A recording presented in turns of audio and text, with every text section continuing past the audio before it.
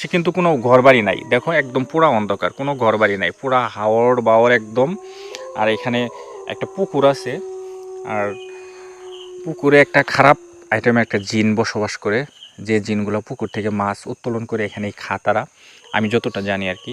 আর এরকম গাছে যে হন্ডেড একটা স্টোরি শুনলাম, আমার তো এমনিতেই গা শিউরে উঠছে, কারণ খুবই ভয় লাগার কথা, বুঝছো।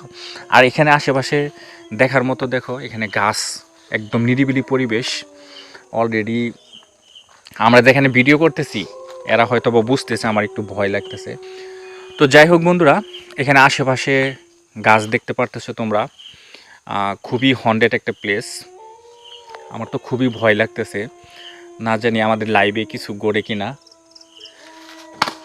দেখছো বন্ধুরা, এখানে কিন্তু অলরেডি একটা সাউন্ড আসছে, তোমরা হয়তো অনেকে শুনতে পারতেছো, কারণ এখানে কিন্তু একটা সাউন্ড অলরেডি আমরা পাইছি। এখান থেকে মনে হয় একটা ডিল প্রদান করা হয়েছে সেম।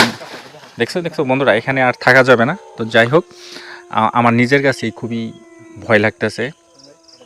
তো যাই হোক বন্ধুরা, এই পাশে কিছু গাছ আছে আরও।